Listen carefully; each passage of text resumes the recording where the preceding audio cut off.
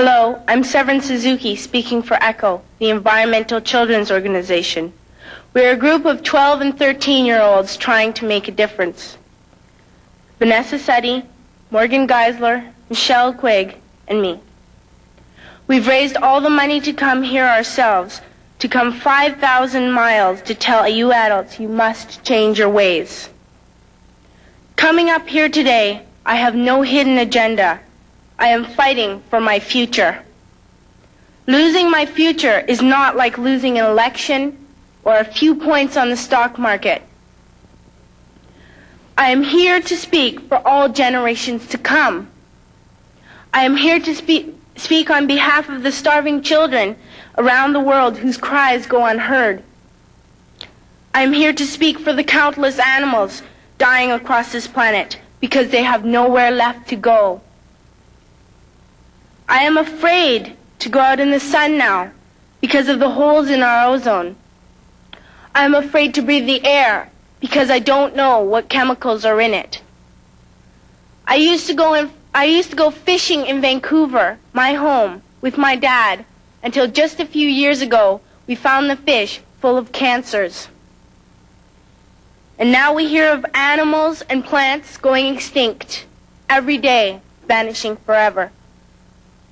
In my life, I have dreamt of seeing the great herds of wild animals, jungles and rainforests full of birds and butterflies. But now I wonder if they will even exist for my children to see. Did you have to worry of these things when you were my age? All this is happening before our eyes, and yet we act as if we have all the time we want and all the solutions. I'm only a child, and I don't have all the solutions. But I want you to realize, neither do you. You don't know how to fix the holes in our ozone layer. You don't know how to bring the salmon back up a dead stream. You don't know how to bring back an animal now extinct. And you can't bring back the forest that once grew where there is now a desert. If you don't know how to fix it, please stop breaking it.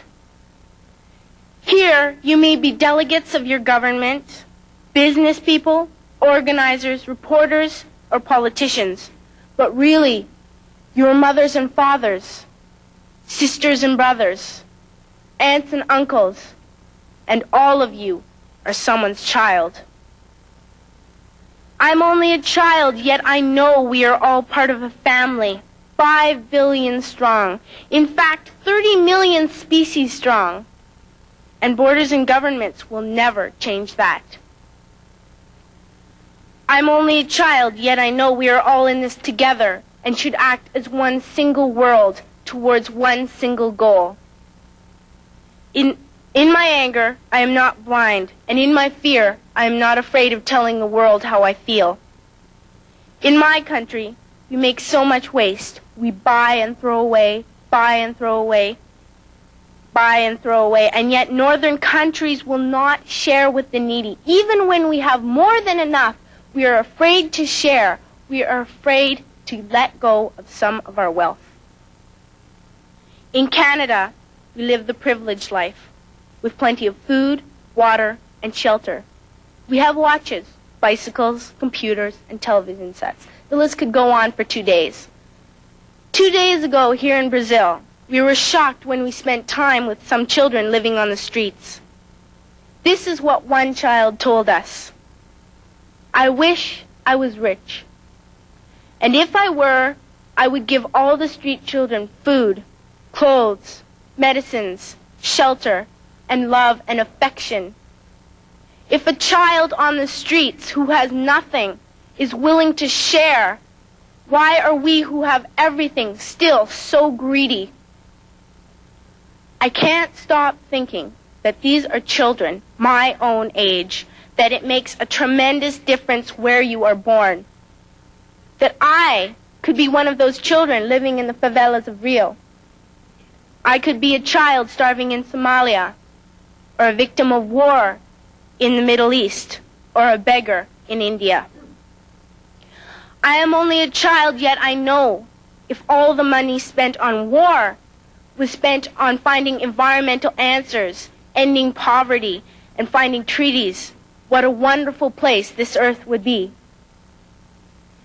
At school, even in kindergarten, you teach us how to behave in the world. You teach us not to fight with others, to work things out, to respect others, to clean up our mess, not to hurt other creatures, to share, not be greedy. Then why do you go out and do the things you tell us not to do? Do not forget why you are attending these conferences, who you're doing this for. We are your own children. You are deciding what kind of a world we are growing up in. Parents should be able to comfort their children by saying, everything's going to be all right. It's not the end of the world, and we're doing the best we can. But I don't think you can say that to us anymore. Are we even on your list of priorities? My dad always says, you are what you do, not what you say. Well, what you do makes me cry at night. You grown-ups say you love us, but I challenge you, please, make your actions reflect your words. Thank you.